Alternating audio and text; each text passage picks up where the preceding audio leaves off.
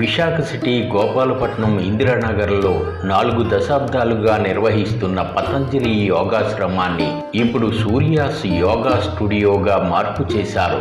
ఆదివారం ఇక్కడ సూర్యాస్ యోగా స్టూడియోను ఆంధ్రప్రదేశ్ ప్రభుత్వ విప్ గణబాబు ప్రారంభించారు. స్టూడియో నిర్వాహకులు ఇందాన సూర్యనారాయణ గురూజీని అంతా ప్రశంసించారు. ఇందాన సూర్యనారాయణ దంపతులను ఘనంగా సన్మానించి శుభాకాంక్షలు తెలిపారు. ఈ వేడుకలో గణబాబు మాట్లాడుతూ పతంజలి యోగాశ్రమాన్ని ఇలా సూర్యాస్ యోగా స్టూడియోగా అభివృద్ధి చేయడం శుభపరిణామమని సంతోషం వెలుబుచ్చారు. యోగా పట్ల యువతను ప్రేరేపించాల్సిన అవసరం ఉందని ఆయన అభిప్రాయపడ్డారు. ప్రభుత్వం పాఠశాలలు, ఆసుపత్రుల పట్ల శ్రద్ధ చూపుతున్నట్లే యోగాకు కూడా ప్రత్యేక ప్రాధాన్యత ఇవ్వాల్సిన అవసరం ఉందని అభిప్రాయపడ్డారు. సో ఇవన్నీ కూడా ఎప్పటి నుంచో ఉన్నప్పటికీ కూడా ఇంకా ప్రమోట్ చేయాలి, ఇంకా ఎక్కువ మంది. నేను అబ్జర్వ్ చేసిన దాంట్లో మీరు అబ్జర్వ్ చేసి ఉంటారు, యంగర్ జనరేషన్ పార్టిసిపేషన్ తక్కువగా ఉంది. దాన్ని కూడా తీసుకెళ్లాల్సిన అవసరం. సరే, ఎవర్షన్స్ వారికి ఉండేటువంటి ఎడ్యుకేషన్ లేకపోతే ఇతరత్ర ప్రయారిటీస్ ఉన్నప్పటికీ కూడా యోగా ప్రాధాన్యత ఎర్లీ ఏజ్ నుంచి మనం చూసే పిల్లలు పుట్టినప్పుడే మనం స్ట్రెచ్చింగ్ చేస్తూ ఉంటారు, నలుగు పెట్టి పిల్లలకి అందరికీ. ఆ తర్వాత ఏదో ఒక 6 నెలల సంవత్సరం చేస్తారు, తర్వాత వదిలిపెట్టిన తర్వాత మళ్ళీ ఆ పార్ట్స్ అన్నీ నార్మల్గానే అయిపోతారు.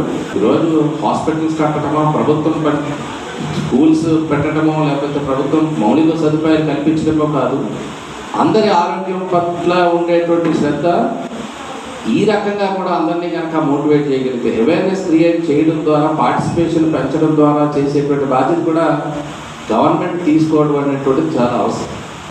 సో అలాంటి విషయాలు ఈరోజు సమాజాన్ని ప్రభావితం చేసే విషయాలకి పెద్ద ఎత్తున ఈరోజు ముఖ్యమంత్రి గారు కానీ ప్రధానమంత్రి గారు కానీ ప్రయారిటైజ్ చేసుకోవడం వల్ల డెఫినెట్గా సొసైటీ అంతా ఇన్వాల్వ్ అవ్వాలి. అందుకని యోగాని మనం స్కూల్స్ నుంచి కూడా ప్రమోట్ చేయాలని, పాఠ్యాంశంగా తీసుకురావాలని, ఇట్లాంటి అనేక నిర్ణయాలు చేస్తూ ఉన్నారు. ఇంకా భవిష్యత్తులో మన కంట్రీ ఒక ఎగ్జాంపుల్గా, ఒక రోల్ మోడల్గా ఇప్పటి వరకు చూసుకుంటే లైఫ్ స్పాన్ ఎక్కడ ఉంది, యావరేజ్ లైఫ్ స్పాన్ అంటే జపాన్, చైనా, కొరియా ఇవన్నీ మాట్లాడుకుంటున్నాం. ఇండియా కూడా లైఫ్ స్పాన్ 110-100 years వెళ్ళేటట్టుగా వెళ్ళాలంటే యోగా తప్పనిసరి అనేటువంటి మనమందరం కూడా భావించాలి. ఇందాన సూర్యనారాయణ గురూజీ గోపాలపట్నం ప్రాంతానికి యోగాను పరిచయం చేశారని జీవీఎంసీ మాజీ ఫ్లోర్ లీడర్ బెహ్రా భాస్కర్ రావు సంతోషం వెలుబుచ్చారు. సూర్యనారాయణరావు ఈ ప్రాంతంలో యోగాన్ని పరిచయం చేయడంతో పాటు మొదట ఆయన ఆరోగ్య సూత్రం ఏంటి అనేది నాకు అర్థమయ్యేది కాదు. ఎప్పుడు చూసినా చాలా యంగ్ బాయ్లా కనిపించేవారు. తర్వాత తెలిసిందంటే ఈయన ఒక యోగా సెంటర్ నడుపుతారని తర్వాత తెలిసింది. సరే, అలా వచ్చి ఆయన దగ్గర నేను స్టూడెంట్గా జాయిన్ అయిన తర్వాత మేమైతే కుషులైపోయాం, కానీ ఆయన ఎప్పుడు చూసినా అలాగే ఉన్నారు.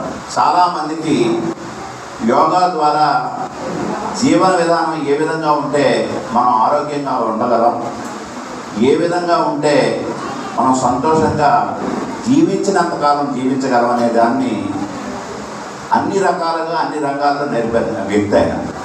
యోగా ద్వారా అనేక వ్యాధులు నిర్మూలించవచ్చని ఆంధ్ర యూనివర్సిటీ యోగా విభాగాధిపతి డాక్టర్ వై రమేష్ బాబు చెప్పారు. జీవన విధానం బట్టే రోగాలు సంక్రమిస్తున్నాయని చెప్పారు. చాలా సంతోషం. సూర్యనారాయణ గారు ప్రారంభంలో వేదభాస్కర్ గారి దగ్గర తెచ్చుకున్నప్పటికీ తర్వాత ఒక అకాడమిక్గా ఒక అర్హత అనేది మా ఆంధ్ర యూనివర్సిటీ యోగా డిపార్ట్మెంట్ సంస్థలో పీజీ డిప్లొమా యోగా చాలా లాంగ్ బ్యాక్. ఆ తర్వాత yoga therapy, PG diploma in yoga therapy, ఈ 2 కోర్సులు కూడా మా డిపార్ట్మెంట్లో ఆయన చేయడం జరిగింది. నేను దీని ప్రారంభానికి వచ్చారు, ఈ సంస్థ ఏ ఉద్దేశంతో పెడుతున్నా అని చెప్పి నేను అడిగితే ముఖ్యంగా యోగా థెరపీని ప్రాపగేట్ చేద్దామనే దృష్టితో ప్రారంభం చేస్తామని చెప్పారు. ఈ కరెక్ట్గా 100% సూటబుల్ పర్సన్. ఎందుకంటే he did PG diploma in yoga therapy 2 years course చేశాను మా డిపార్ట్మెంట్లో. అంటే ఒక సంస్థ ప్రారంభం చేసినప్పుడు దాన్ని నడిపే వాళ్ళకి తగిన అర్హత అంటూ ఉండాలి. 100% ఆయన క్వాలిఫైడ్ అన్నమాట ఈ సంస్థ ప్రారంభించింది. యోగా అనేది preventive as well as curative. రాకుండా మనకి సమస్యల్ని, మానసిక సమస్యలు కావచ్చు, శారీరక సమస్యలు కావచ్చు, రాకుండా ప్రివెంట్ చేసుకోవచ్చు. వచ్చిన కొన్ని హెల్త్ ప్రాబ్లమ్స్ని మేనేజ్ చేసుకోవచ్చు మెడికేషన్ లేకుండా, లేకపోతే లైట్ మెడికేషన్తో కొన్నింటిని పూర్తిగా నివారణ చేసుకోవచ్చు. మనకి రోగాలకు కారణం దేహ భేదాలు. జనరల్గా వాత పిత్త కఫ సంబంధించిన శరీర ఆకృతులు అనమాట. దానికి వల్ల రావచ్చు ఇంబ్యాలెన్స్ ఆఫ్ ది వాత పిత్త కఫ. దేశ భేద, మనం ఉండే ప్రదేశాన్ని బట్టి కూడా కొన్ని రకాల వ్యాధులు సంక్రమిస్తుంటాయి. మనం ఉండే ఏ ప్రదేశాల్లో పొల్యూషన్ ఏరియా కానీ ఇండస్ట్రీస్, దేశ భేద. తర్వాత వృత్తి భేద, మన ప్రొఫెషన్స్, మనం ఏ వృత్తుల్లో ఉన్నామో దాన్ని బట్టి కూడా కొన్ని మనకి వ్యాధులు కొంచెం సంక్రమిస్తుంది. తర్వాత అందరికీ తెలిసింది ఋతుభేద, ఋతువులు. When the seasons are changing on, ఋతువులు మారేటప్పుడు కూడా ఆ మధ్యలో మనకి రకరకాల ప్రాబ్లమ్స్ వస్తాయి. ఈ విధంగా మనకి రోగాలు అన్నమాట. ఏ వ్యాధులైతే మిగిలిన వైద్యం అందవో అలాంటి వ్యాధులు యోగాంగా దృఢం, యోగాభ్యాసంలో ఉన్నటువంటి టెక్నిక్స్ని మనం సక్రమంగా చేసినట్లయితే చాలా వరకు నివారించుకోవచ్చు.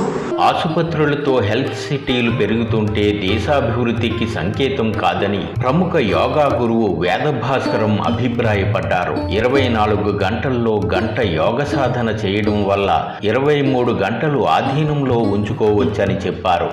ఆ తావురాకు మీద నీటి గుట్టులో ఉండాలి. అలా ఉండాలి అంటే యోగ సాధన చేయాలి. రోజు 24 గంటలు భగవంతుడు ఇచ్చాడు. ఒక్క గంట సాధన చేస్తే ఈ గంట మిగిలిన 23 గంటలని అదే కంట్రోల్లో ఉంచుతుంది. మీరు చేయగలరు. ఒక గంట పొద్దున్న 5 to 6 లేదా 6 to 7 చేసి వదిలేండి. అంటే మిగిలిన డే అంతా కూడా మీ చేతుల్లో ఉంటుంది. డే అంతా ఆనందంగా ఉంటుంది. ఎప్పుడు కోపతాపాలు రావు, ఒత్తిడి రాదు. ఈ రోజుల్లో విపరీతమైన ఒత్తిడి, విపరీతమైన తాపం. మీ పేపర్ చూస్తే ఎంత బాధ వస్తుందో చూడండి. విపరీతమైన టెన్షన్స్, ప్రతి వాడికి టెన్షనే. ఇదివరకు టెన్షన్ 40 ఏళ్ళు 50 ఏళ్ళు దాటితే వచ్చింది. ఈవేళ పిల్లల దగ్గర నుంచి ప్రారంభం, స్కూల్కి వెళ్ళే కుర్రాళ్ళ దగ్గర నుంచి టెన్షన్స్ ప్రారంభం. ప్రతి వాడికి టెన్షనే, ఆనందం అంటూ లేదు. అంటే జీవన విధానం అంత దౌర్భాగ్యమైన పరిస్థితుల్లో ఉంది. ఇంకా ఎంత దారుణం అంటే ఎక్కడైనా ఏ బిజినెస్ అయినా చాలా బాగుంది అంటే దేశం అభివృద్ధి చెందుతోంది అంటమ్మా. ఈవేళ దేశం అభివృద్ధి చెందుతుంటే ఒకసారి ఇప్పుడు ఇలా వెళితే చాలు మనకి హెల్త్ సిటీ వస్తుంది. అక్కడ 100 హాస్పిటల్స్ ఉన్నాయి. ప్రతి హాస్పిటల్కి వెళ్ళండి అంటే కిటకిటలాడుతూ ఉంటుంది అక్కడ జనాలతోటి. అంటే అది చూసి దేశం అభివృద్ధి చెందుతుందా, అభివృద్ధి పతనానికి దారి తీస్తుందా? ఒక్కసారి ఆలోచించండి. ఏ దేశంలో అయితే హాస్పిటల్ ఎక్కువ ఉన్నాయో, ఏ దేశంలో అయితే హాస్పిటల్లో పేషెంట్స్ ఎక్కువ ఉన్నాయో ఆ దేశం దౌర్భాగ్య స్థితిలో ఉంది అని ఒక మహానుభావుడు చెప్పాడు. అంచేత అటువంటి హాస్పిటల్ పెరగక మన మోడీ గారు ఒక హాస్పిటల్ ఓపెన్ చేయడానికి వెళ్ళాడు. ఎక్కడ బాంబేలో అందరూ wish you all the best అంటారు. నేను మిమ్మల్ని wish you all the best అంటలేదు అని చెప్పాడు డైరెక్ట్గా. మీ ఆసుపత్రి బాగుండాలి, రకరకాల రోగులతోటి కాకలాడాలి, నిండిపోవాలి అని మామూలుగా అనుకుంటాం. కానీ నేను అంటలేదు, క్షమించండి అని దిగిపోయాడు. యోగ సాధన కంటే అసూయ, ద్వేషం, ఈర్ష్య, పగ విడిచిపెడితే మంచి ఆరోగ్యాన్ని పొందవచ్చని ప్రముఖ ఆధ్యాత్మిక గురువు కెఏ రాజు తెలిపారు. మనలో ఉన్న శత్రువుని మనం విడిచిపెట్టాలని ఆయన సూచించారు. యోగా గురూజీ డాక్టర్ రాపర్తి శ్రీనివాసరావు తదితర ప్రముఖులు ప్రసంగించారు. సమాధానం చేయాలంటే మొట్టమొదటిగా మనం చేయవలసింది, నేను ప్రాక్టికల్గా చెప్తున్నానండి, ఇది నేను చెప్పింది కరెక్ట్ అని కాదు, it is my personal opinion, experience. యోగాసనాలు ప్రాణాయామం చేయడం కాదు, ముందు సత్యవంతంగా బతకడం నేర్చుకోవాలి, నిజాయితీగా బతకాలి, మరి 10 మందికి పరోపకారం చేసేటట్టుగా బతకాలి. ఆపదలో ఉన్న వ్యక్తిని, ఏ జీవైనా సరే దాన్ని సంరక్షించే బాధ్యత తీసుకోవాలి. మనం ఆరోగ్యంగా ఉంటే మంచిదని కాదు, 10 మంది కూడా సమాజం బాగుండాలి. లేదా మీ కుటుంబానికి అట్లీస్ట్ ఉపయోగపడే పనులు చేయండి. మంచి ఆలోచనలు, మంచి పద్ధతులు, టైం ప్రకారంగా భోజనం చేయడం వెరీ వెరీ ఇంపార్టెంట్. టైం ప్రకారంగా నిద్రపోవడం మరి వెరీ వెరీ ఇంపార్టెంట్. టైం ప్రకారంగా మీరు సూక్ష్మ వ్యాయామం చేస్తారో, యోగా చేస్తారో, లేకపోతే మీకు తెలిసిన కొంతమంది ఎక్సర్సైజ్ చేసుకోవచ్చు, లేదా వాకింగ్ చేస్తారు, ఏదైనా సరే దానికి ఒక టైం, ఒక మన మైండ్ అంతా ఒక చిప్ మీద ఆధారపడి ఉంటుంది. దానికి ఏదైతే మనం ఫీడింగ్ చేస్తామో దానికి దాని ప్రకారం టైం రెడీగా ఉంటుంది. అది మనం భోజనం మధ్యాహ్నం 12:30 భోజనం చేయాలి, కరెక్ట్గా మీరు భోజనం చేయండి. సాయంత్రం 7 గంటలుగా 7:30గా దానికి ఒక సిస్టమ్ అలవాటు చేయండి. Morning yoga 5 to 6 or 6 to 7 దానికి అలవాటు చేయండి. మీ బాడీ మీరు చెప్పినట్టుగా ఉంటుంది, కరెక్ట్గా ఉంటుంది. యోగాసనాలు రకరకాల ఆసనాలు, నచ్చ ఆసనం, పూర్ణాసనం ఏం చేసే అవసరం లేదు. సూక్ష్మ వ్యాయామం చేయండి. అందరూ పెద్దవాళ్ళు ఉన్నారు, ఇందాక చిన్నపిల్లలు ఉన్నారు, 6 years 25 years గురువుగారు చెప్పారు. వాళ్ళు రకరకాల అడ్వాన్స్ ఆసనాలు చేసుకోవచ్చు. మిగతా వాళ్ళు సింపుల్ ఆసనాలు చేయండి. ఆయన ఏదో చేస్తున్నాడు కదా, నేను చేయలేకపోతున్నాను, ఆ ఫీలింగే అవసరం లేదు. మనకి ఎంత పెద్ద కఠినమైన ఆసనం ఎంత ప్రతిఫలం ఇస్తుందో ఈవెన్ సూక్ష్మ వ్యాయామం కూడా చేస్తే అంతే ప్రతిఫలం వస్తుంది. సో ఆ విధంగా మనం ఆలోచనలు మనం పెట్టుకోవాలి. మంచి ఆలోచనలతో ఉండండి. లేవగానే మంచి దృక్పథంతో ఈ రోజు నేను ఒక ఉన్నతమైన వ్యక్తిగా ఎదగాలి అన్న ఒక ఆలోచనతో ఉండండి. మంచి ఆలోచనలు మంచి పనులు చేస్తే నా దృష్టిలో యోగా చేయవలసిన అవసరం లేదు. ఎప్పుడు మంచి పనులు చేయండి. ఇందాక గురువుగారు చెప్పారు భక్తి యోగం, ఇంకా భక్తిలోనే ఉండండి. అదే యోగం నేర్పిస్తుంది. సమాధాభ్యాసం భక్తి మార్గమే. నేను ఒక 25 years బ్యాక్ నేను కూడా యోగిని కాదు, యోగా నేర్చుకోలేదు, ఏం చేయలేదండి. నేను యోగాలోకి వచ్చిన తర్వాత మార్పు వచ్చింది. ఆధ్యాత్మిక యోగా భక్తి యోగంలోకి వచ్చానంటే నాకు రావడానికి కారణం మాత్రం యోగమే, అష్టాంగ యోగమే. నేను దాన్ని నాకు జన్మనిచ్చింది మా తల్లి అయితే నాకు శ్వాసలు అనిపించింది యోగా, అష్టాంగ యోగా అండి. నేను గర్వంగా చెప్పగలను. ఎంఎస్సి యోగా చేశాను, అదేవిధంగా డిప్లొమాస్ చేశాను Annamayya university, Andhra university. 5 years service ఉండగా వదిలేసి సమాజ సేవకు వచ్చేసానండి. నేను రిజైన్ చేసేటప్పుడు నా చేతిలో 85,000 5 years back 2014 central government UPSC selection అటువంటి ఉద్యోగాన్ని వదులుకొని నేను సమాజ సేవకు వచ్చానండి. దాని మూల కారణం కానీ ఉద్యోగంలో ఉన్న కారణం పైకి వచ్చి సోషల్ లైఫ్లోనే నేను హ్యాపీగా పడుతున్నాను. చాలామంది ఇప్పుడు ఈ రోజుల్లో ప్రతి ఒక్కరు కూడా నేను యోగా గురువు అని చెప్పుకుంటున్నారు. గురువు అంటే అజ్ఞానాన్ని తొలగించేవాడే గురువు. మనం ముందు అజ్ఞానంతో ఉంటాం, ఇంకోటి మన అజ్ఞానం మనం ఇంకేం మనకి తీరుస్తాం, తొలగిస్తాం. అటువంటి గురువులు తయారయ్యారు ఇప్పుడు ప్రస్తుతం. మహానుభావులు వేదభాస్కర్ గారు ఎంబీపీ కోలని ఎప్పుడో చిరస్థాయిగా చాలా కాలం నుంచి నడుపుతున్నారు. అదేవిధంగా బాపల పట్ల విధానం సూర్యాన్ని గారు నడుపుతారు. వాళ్ళు ఎప్పుడు కూడా నేను యోగా గురువుని, నన్ను మించిన వేరు ఎవరు లేరు అని ఎప్పుడు వాళ్ళు చెప్పుకోలేదు. కానీ ప్రజెంట్ సిచ్యువేషన్ ఏంటంటే ప్రజల్ని తప్పులో పట్టించి యోగాన్ని ఒక సన్మాన మార్గంలో కాకుండా అద్వైత రకరకాలుగా మార్చేస్తున్నారు. మీరు సంతోషంగా ఉండండి, ఏ జబ్బు రాదు. ఇందాక గురువుగారు చెప్పారు మనకి సైకోసోమాటిక్ డిసార్డర్స్ అంతా జబ్బులు మూల కారణం స్ట్రెస్, స్ట్రెయిన్ ఇవన్నీ కూడా అవి మనం పక్కన పెట్టేస్తే ఆరోగ్యంగా ఉంటాం. యోగా చేయగలుగుతారు, చేయండి. కానీ ముఖ్యంగా ఈ స్ట్రెస్, స్ట్రెయిన్, ఈ అసూయ, ద్వేషం, ఈర్ష, పగ, కోపం అవన్నీ విడిచిపెట్టేస్తే మనకి చక్కటి ఆరోగ్యం వస్తుంది. అది మాత్రం నేను ప్రాక్టికల్గా చెప్పగలను. ఇది ఎంతోమంది యోగా సాధకులు చెప్పిన సత్యం ఇది. మనలో ఉన్న శత్రువుని మనం విడిచిపెట్టాలి. అసూయ, ద్వేషం, ఈర్ష, కోపం, పగ ఇవన్నీ కూడా మనల్ని నాశనం చేసేస్తే అటువంటివన్నీ విడిచిపెట్టి యోగ సాధన చేస్తే అద్భుతమైన జీవితం అనిపిస్తారని మరి చెప్తూ